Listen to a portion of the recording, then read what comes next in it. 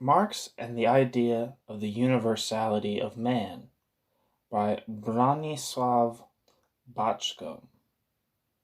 Bronislaw Baczko heads the Department of History of Modern Philosophy and Social Ideas at the Institute of Philosophy and Sociology in Warsaw. Born in Warsaw in 1924, he received his doctor's degree in philosophy in 1955 and is professor of the history of modern philosophy at Warsaw University. Bronislaw Baczko's main writings include The Social Ideas of the Polish Democratic Society, Philosophy of the French Enlightenment, and Jean-Jacques Rousseau, Solitude and Community.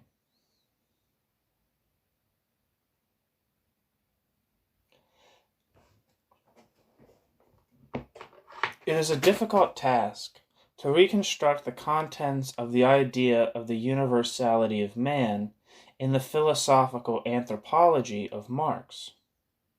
Difficulties lie on the side of the author as well as on the side of the reconstruction of the idea.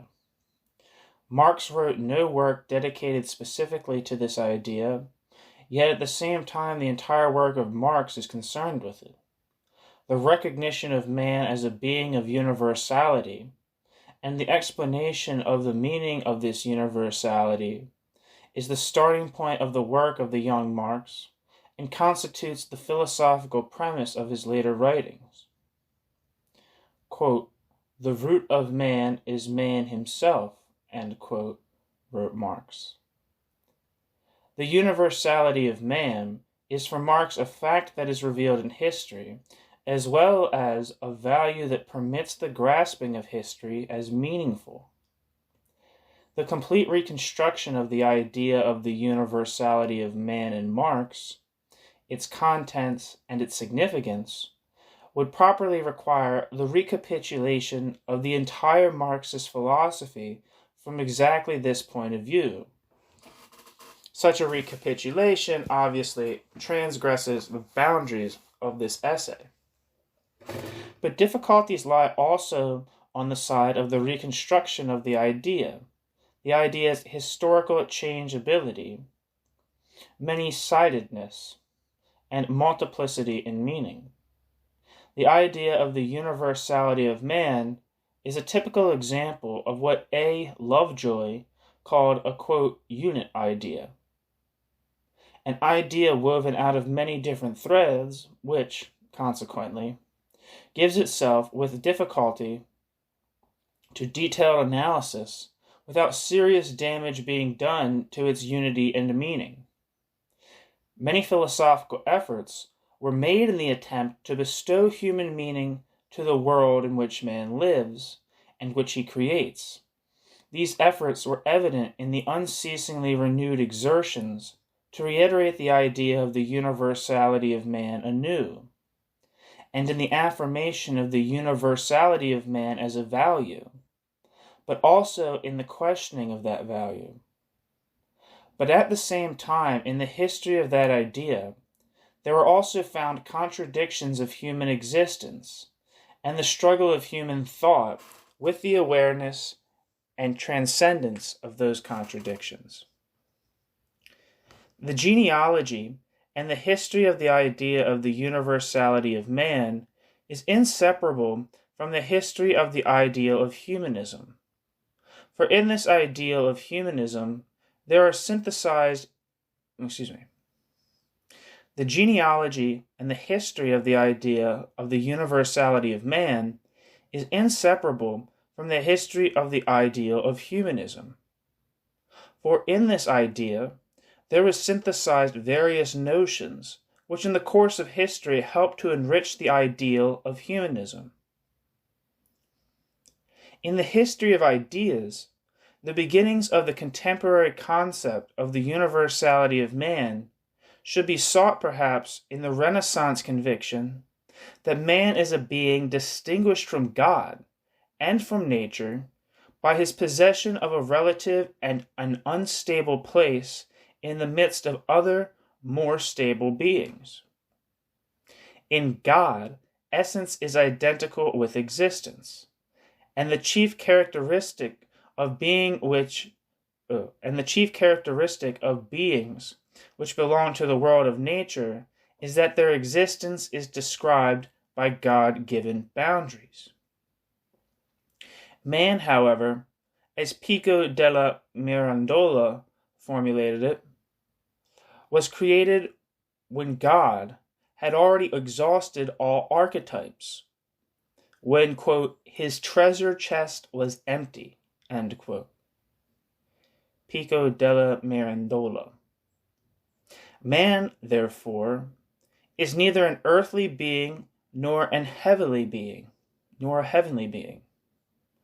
neither mortal nor immortal. Man is a creation of man himself, who can and must choose the mode of his own life. Man is a being that alone among all other beings is self-determining.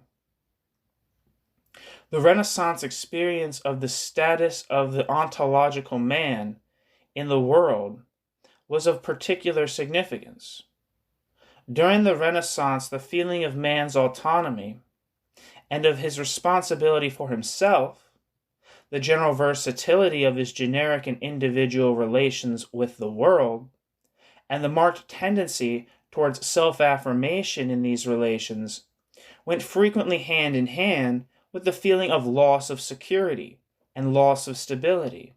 Feelings such as these did not exist in the medieval ages, because the basic worldview of the medieval ages provided man with at least the appearance of a stable and hierarchical universe where the place and the meaning of his own existence were clearly defined. One of the aspects of the history of the contemporary idea of the universality of man in the 17th and 18th centuries was the transcendence of those significant feelings of the Renaissance man. Various ideas, often heterogeneous, crossing with each other and supplementing each other, culminating in that optimistic notion of the universality of man, which was adopted by the philosophy and the worldview of the Enlightenment.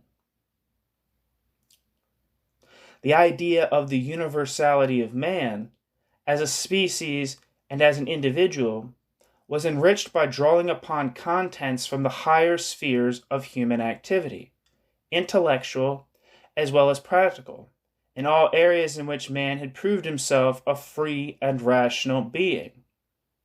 The idea of the universality of man, therefore, absorbed the conviction that man is a responsible being, and that, consequently, he experiences his own particular individuality as a value and not as a guilt or a sin. It also absorbed the conviction that man is capable of bringing into being creations whose sole cause and meaning of existence is to be found in the autonomous activity of man.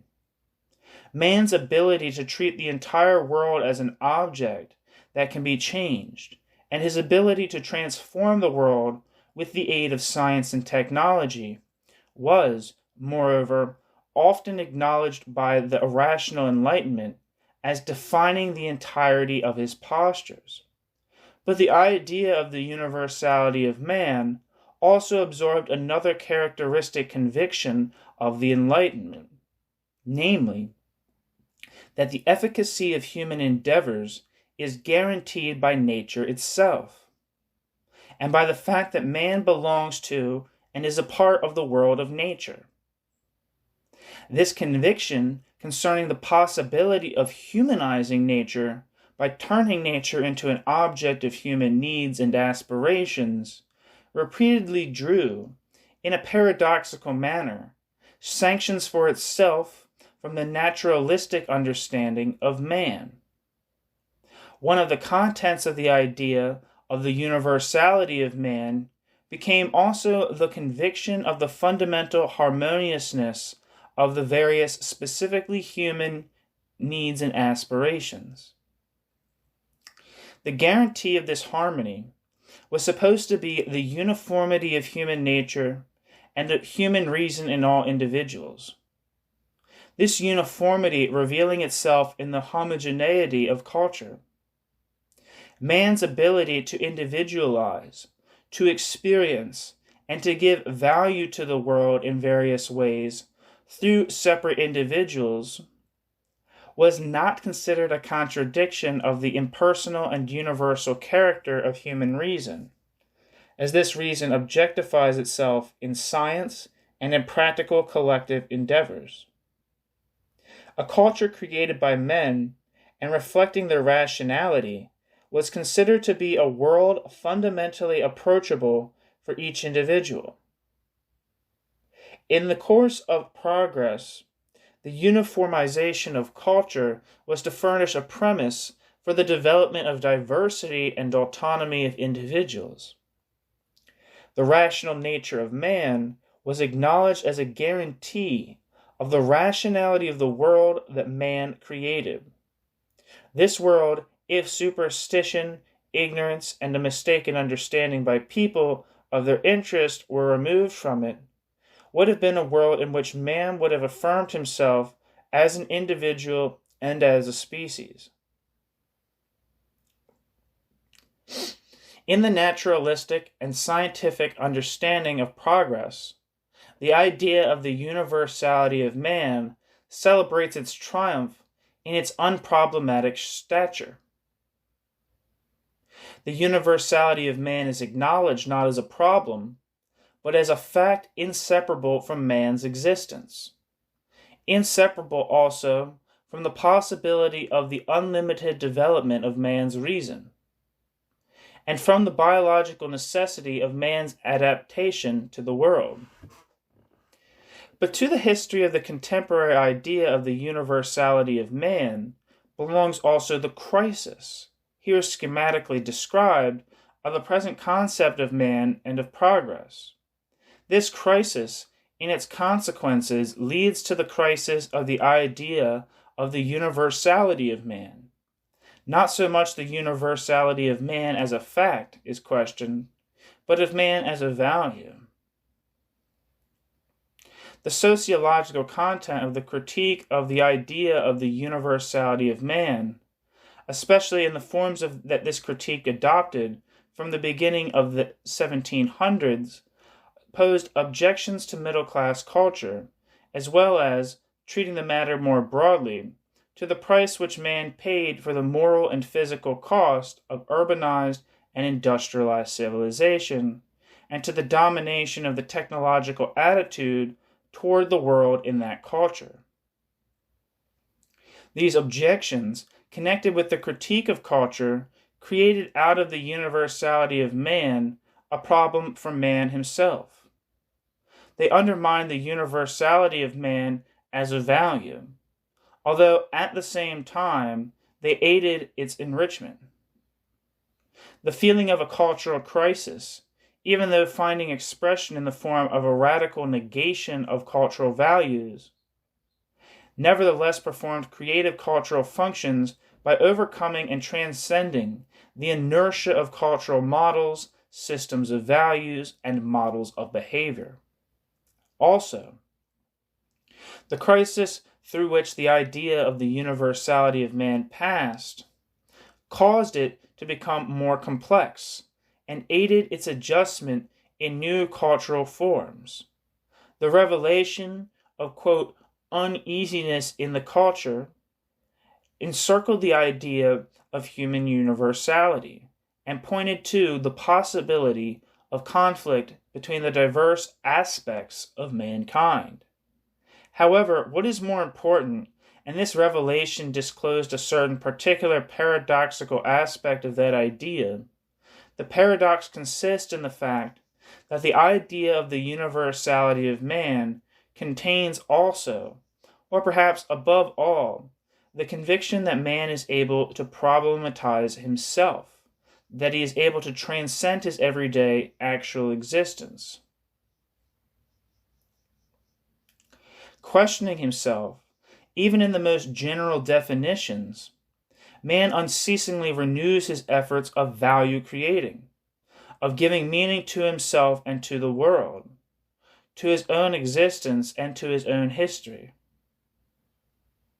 I like that sentence, so I'm going to repeat it. Questioning himself, even in the most general definitions, man unceasingly renews his efforts of value creating, of giving meaning to himself and to the world, to his own existence and to his own history. The paradoxical character of the idea of universality finds a distinct expression in the status of that idea in the contemporary world, a status that is particularly complicated and varied in meaning. This paradoxicality, I'm just giving myself props for saying that right on the first try. Paradoxicality.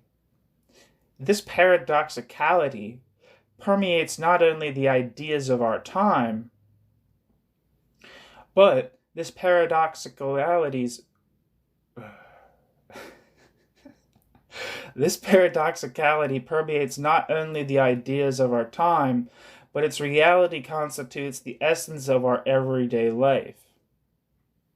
From one point of view, it could be said that only our everyday life has remained filled with the universality of man. Yet at the same time, this universality of man is a banality, albeit a cruel banality, because for the human epoch that gave birth to the concentration camps and to atomic bombs, the universality of man is not and cannot be only a fact, but above all a problem.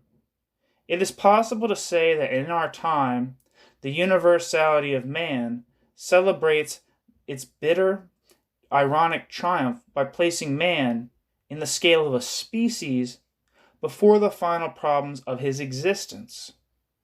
For in the previous history of the idea of the universality of man, it was tacitly assumed that man's existence as a biological species is something unquestionable, a fact located beyond the borders of man's responsibility. A problem could have been only, what meaning should man give to himself and to his history? Or, what meaning should he infer from his existence in the world? For us, no matter how much in our everyday life we may drive this into our subconsciousness, the very existence of man has shown itself to be relative and secondary to his universality. It has become dependent upon what man will contrive to do with the forces that he himself has set into motion, and upon whether he will manage to realize and to preserve himself in the world that he has created. The problem of the universality of man does not lie only in what meaning man can give to the world, but in the fact that man can, destroying himself, remove it of all meaning. Remove it from all meaning. Jesus Christ. The problem of the universality of man does not lie only in what meaning man can give to the world, but in the fact that he can, destroying himself, remove from it all meaning. The universality of man was not inherent either in the plan of nature or in the plan of history. The universality of man arose as a result of many uncoordinated processes in nature and history. But whatever may be its genesis, the universality of humanity, today more than ever, constitutes our human reality and is an active force in this reality. It was not the design of history that we should be able to plan our history, nor was it history's intention that we should be responsible for history. Still, today we can think of history only on the condition that we extend the universality of man to its total responsibility for all humanity. We can think about humanity and mankind only as our own affair, for which we alone are responsible, or otherwise we could not think of it at all. The desire to escape from this responsibility and the feeling of solitary helplessness in the face of such responsibility conceal themselves behind a tendency of thought characteristic of our age, which separates everyday life from history, existential time from historical time. Writing all this, we make no pretense either to describe the history of the idea of the universality of man and the changeability of its various contents, or to create a typology of its various historical forms. A separate topic also would be the description of the place of Marx in the history of that idea, and still another topic would be the place of Marxism. Marx lived in a world without concentration camps and atomic bombs, and many of our questions were not his questions. Marxism, in time, was confronted with transformations characteristic of the entire European culture, and it is impossible to understand its history and the contradiction of its development outside of this context. Although Marxists themselves were not, and are not always conscious of this content and of their own involvements. Marxism, in the course of its history, absorbed scientific and technological contents, but it also experienced its particular anti-positivistic breaks.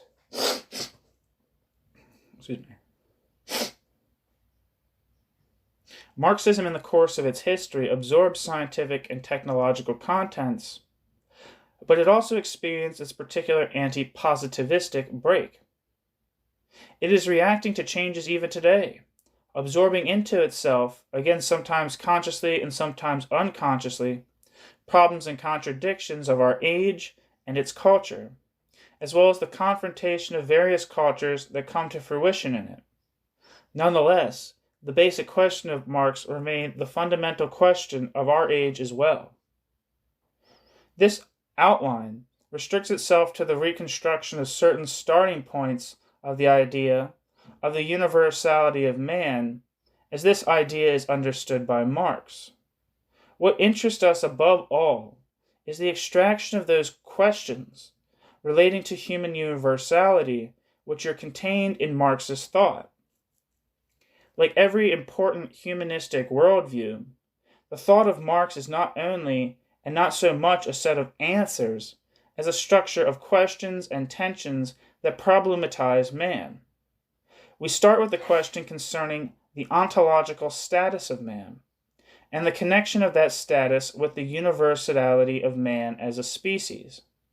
The whole character of a species, the species character, writes Marx, in the economic and philosophic manuscripts, quote, is contained in the character of its life activity, and free conscious activity is man's species character. Life itself appears only as a means to life, end quote. The specific feature of man is not simply that man is an active being with a particular instrumental cleverness. Man does not dissolve into one of his life's activities. Rather, he makes his own activity an object for himself, for his consciousness, and for his activity. Viewing the matter biologically, the universality of man is expressed in his ability to extend the sphere of the world of nature, the world on which he depends. The universality of man reveals itself in the universality of his needs and in the possibility of extending those needs to the whole of nature. The notion of need has a meaning in Marx that transgresses the feeling of, quote, want. Marx transforms things into objects of his needs. Jesus Christ. Man transforms things into objects of his needs, gives them human meaning, and endows them with values. Needs for Marx are not only, and not mainly, biological needs or reducible to biological needs. The spiritual needs connected with man's striving towards a comprehension of the world, towards self-affirmation, etc., are specifically human.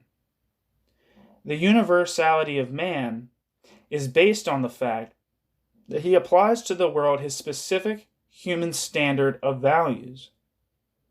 For example, Marx recognizes the fact that man constructs his world not only in conformity with his biological needs, but also in accordance with his values and his aesthetic needs, as a mark of human universality. Needs, therefore, are for Marx inseparable from man's possession of subjectivity. Man experiences the world as having meaning, but the meaning is based not only on things, but is also grounded in man's value-creating relations with the world.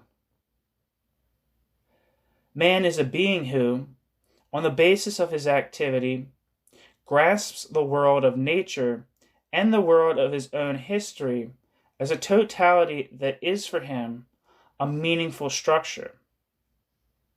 The individual has a need for other men as men, and therefore as beings with respect to which he enjoys a specifically human, personal relation, beings which could be for him, speaking in the words of Kant, not only means, but also and always ends.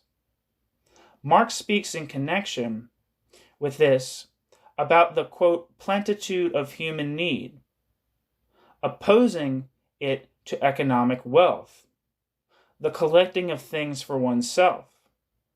The, quote, plenitude of human need reveals itself in the fact that man, quote, needs a complex of human manifestations of life, and that he is a man whose own self-realization exists as an inner necessity, a need, end quote, Marx.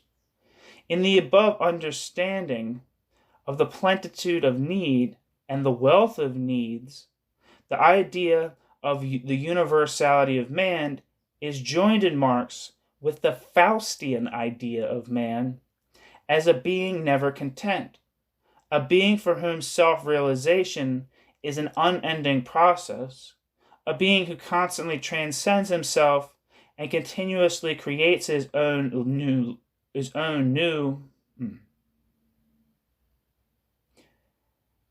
In the above understanding of the plenitude of need and the wealth of needs, the idea of the universality of man is joined in Marx with the Faustian idea of man as a being never content, a being for whom self-realization is an unending process, a being who constantly transcends himself and continuously creates his own new and as yet unfulfilled possibilities.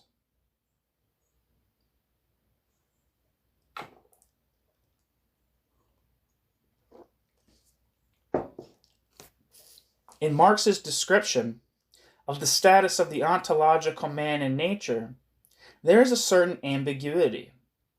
Sometimes Marx appears to tie the universality of man with the total autonomy of the ontological man as a value-creating being.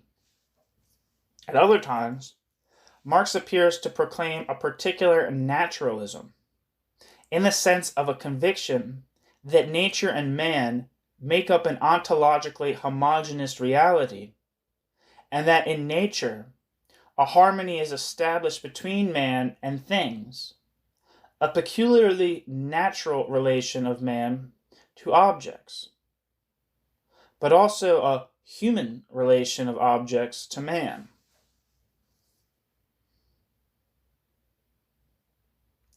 Marx's understanding of the value of an object of utility is characterized by this point of view.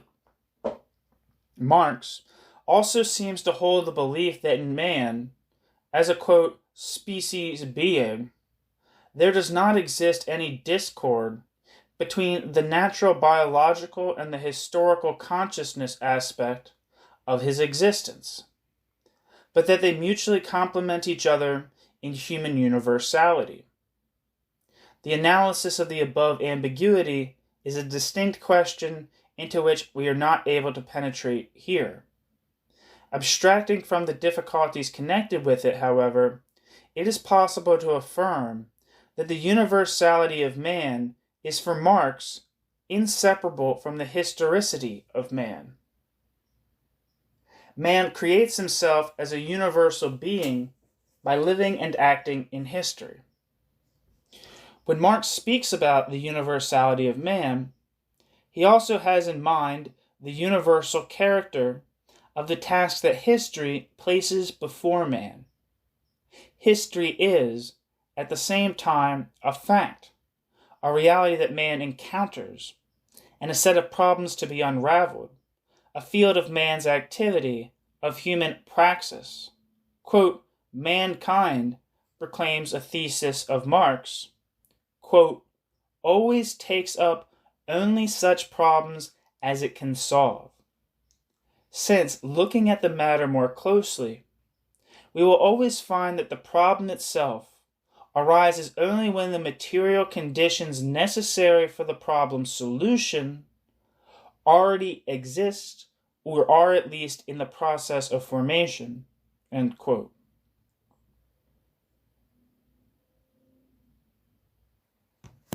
Still, history for Marx is never an independently active force that contains within itself provisions for an inevitable automatic development, or a meaning not dependent upon the activities of the men acting in it. Marx never writes history with a capital letter. He writes, rather, that, quote, history does not do anything. It does not own any wealth. It does not cause any struggles. It is not history, but man, real living man who does everything, who owns everything, and who is the cause of all struggles. History does not utilize man as a means for the attainment of its own ends, as if history were some type of distinct person. History is nothing other than the activity of man aspiring toward his aims. End quote. Marx. The fact that man participates in a history which he does not choose, but only finds, does not absolve him of the responsibility for the historical meaning of his own activities, and for the meaning that he gives to history, in which his participation is not partial, but total. Mankind takes up only such tasks as mankind can solve, but, as Merleau-Ponty accurately observed, this does not mean for Marx that history is a logical construction containing, together with the tasks, only one necessary resolution of these tasks, which is supposed to pre-exist in history and which would exclude human choice. We find that in the course of history, there is constantly renewed and enriched the fundamental problem which men alone place before themselves and solve in history, namely, what is man and what is his manner of life? What can man make of himself? What is he as a process of his own activities and of the creation of his own unfulfilled possibilities? In history, there also arises and is solved the problem of the relation of the human in history, there also arises and is solved the problem of the relation of the individual as an individual with the human species. Humanity is not the starting point of history. The premises for humanity are produced in the course of history. It is a problem and a task of human culture. Similarly, man as an individual does not pre-exist either in human nature or in the positivistically understood evolutionary process, or also in the determinisms of the, quote, logic of history. Quote, man, wrote Marx, quote, individualizes himself in history, end quote. Also, the synthesis between the development of the universality of man as a species and the evolution of the feeling of individuality is not, for Marx, a fact that is established in history. It is a problem that comes into existence in the course of history. For Marx, the measure of human universality is the degree of individualization of mankind. Individuality, for Marx, is neither the particularization of the species nor the epiphenomenon of history. Individuality is, for Marx, a concrete phenomenon that is not reducible to any exterior conditions related to it, even though the premise of the entire diversity of individuality is the opportunity that history and society provide for the development of the, quote, plenitude of individuality, end quote. The authenticity of individual existence is not a product that is born out of anonymous social forces and offered as a gift to the individual. The authenticity of individual existence always remains a problem for the individual, a problem that is dependent upon the choice of values. It is only when the individual does decide on a set of values that meaning is given to the biological social process of his existence. But mass unauthenticity,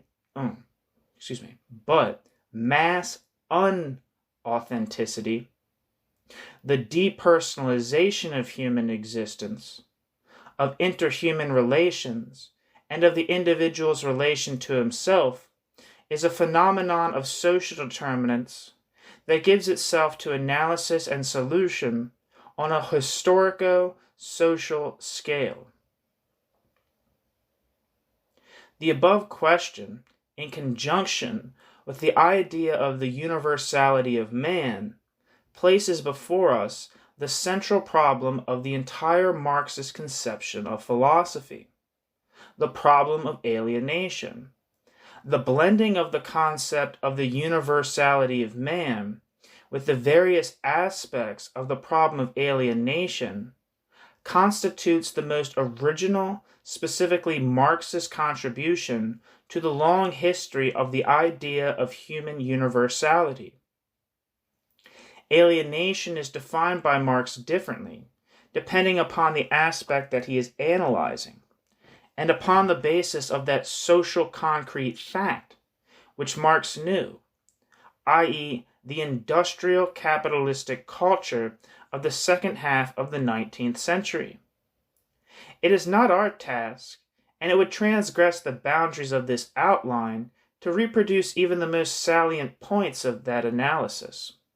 We limit ourselves to the recollection of the most important aspects of the matter in relation to the Marxist understanding of the universality of man.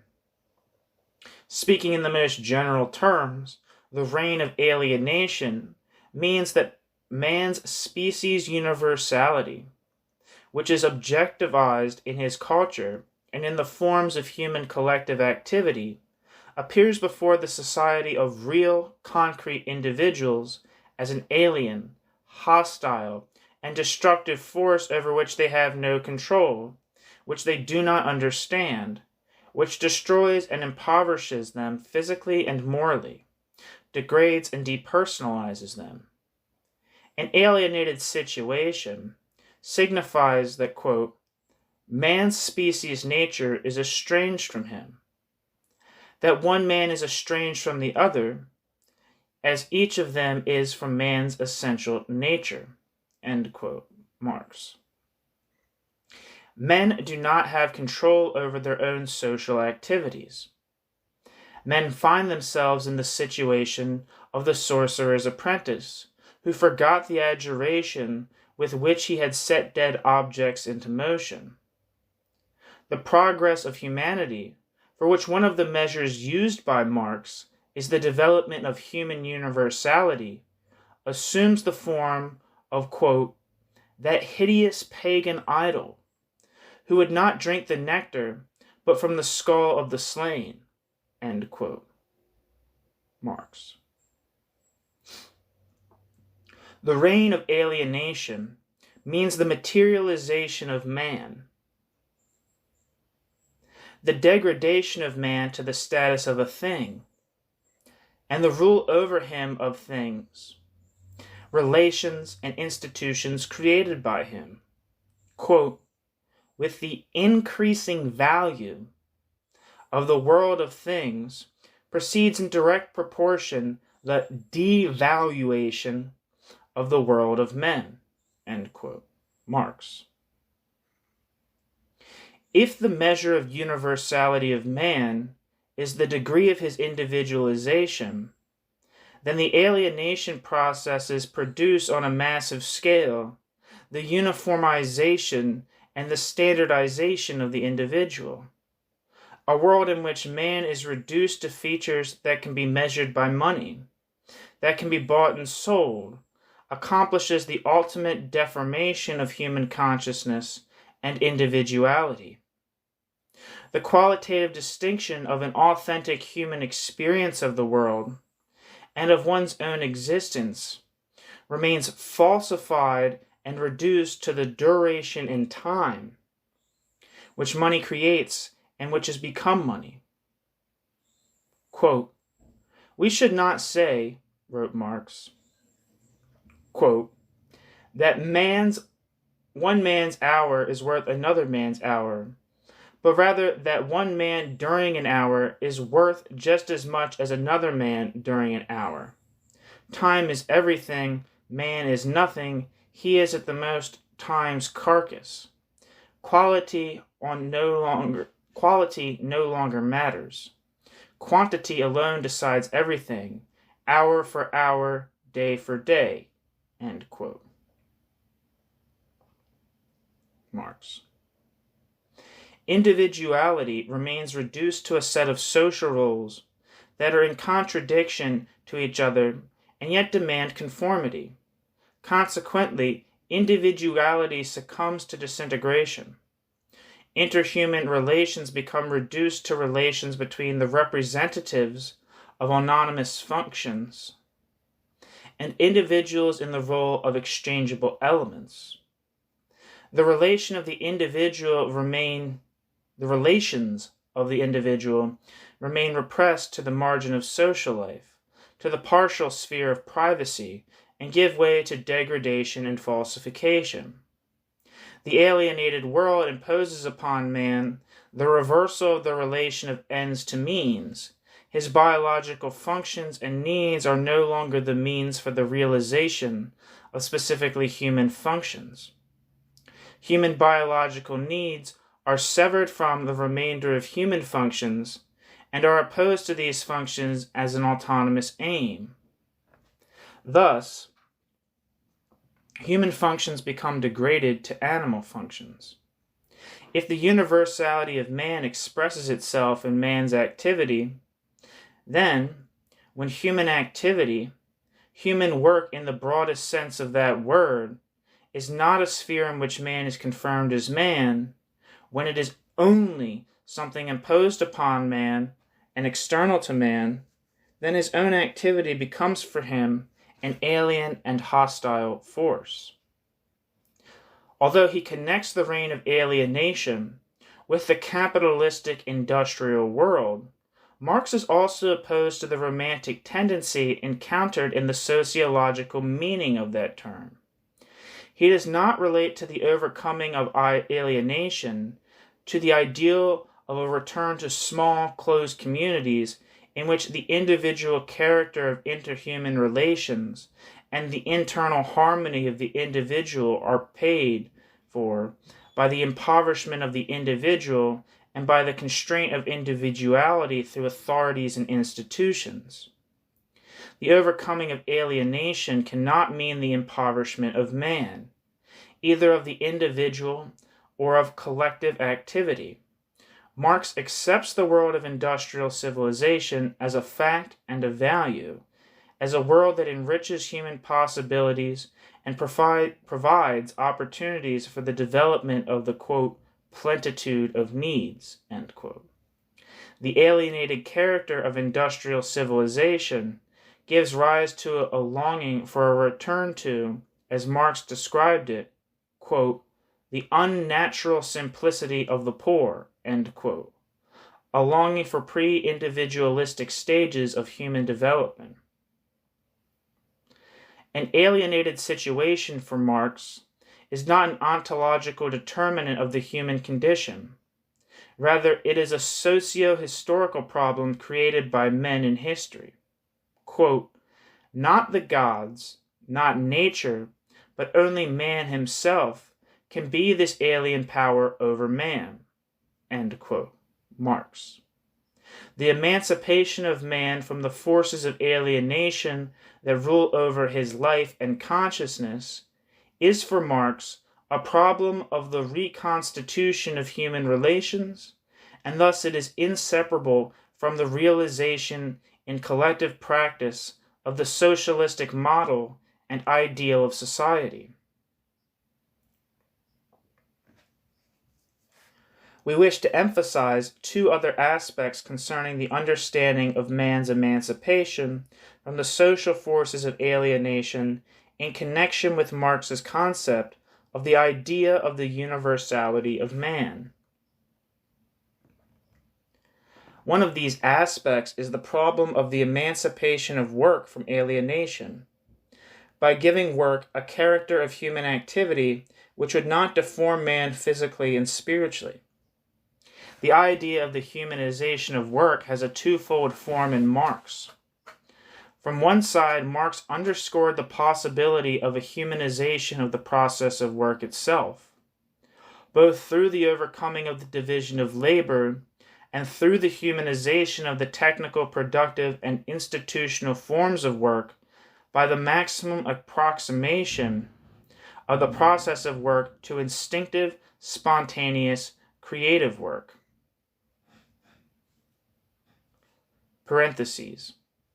It appears, therefore, that the young Marx, by placing a particular accent on the general philosophical aspect of the emancipation of work, was inclined to identify the realization of the idea of the universality of man with the possibility of a complete identification of all work with spontaneous creative activity on the model of artistic creativity. End of parentheses. But at the same time, Marx was opposed to the absolutization of work as a value. He considered the subordination of the complex of human needs and activities to productive work to be a characteristic feature of middle-class industrial culture, which by force had made work into a virtue. Marx stressed the fact that for the individual, the idea of the universality of man is inseparable from the free time from labor, which the individual disposes of as a sphere of his own free cultural choices. The entire complexity of sociological questions related to the problem of leisure time and the alienated situations that arise within the sphere of leisure time belong already to our contemporary epoch and not to the epoch of Marx.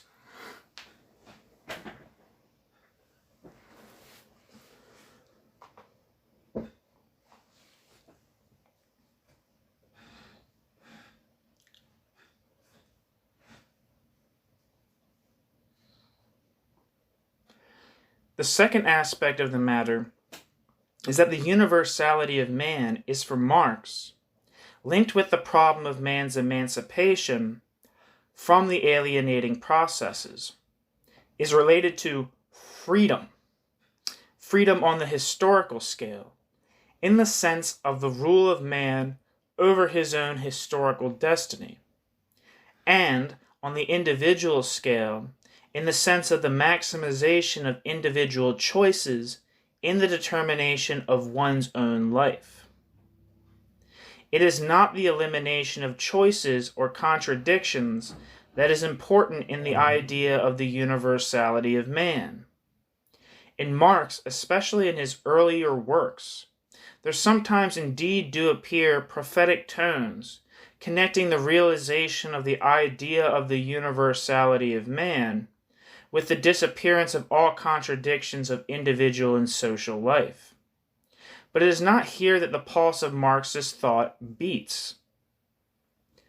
Emancipation from alienation is not for Marxism a final state, but a process.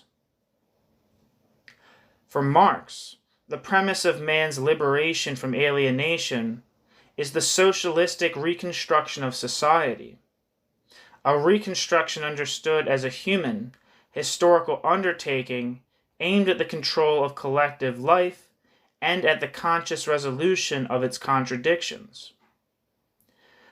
But meaning to this undertaking is given not by the attainment of maximum technical efficiency, but by the complex of values which Marx joins with man's conscious effort to overcome everything that may be a cause of alienation.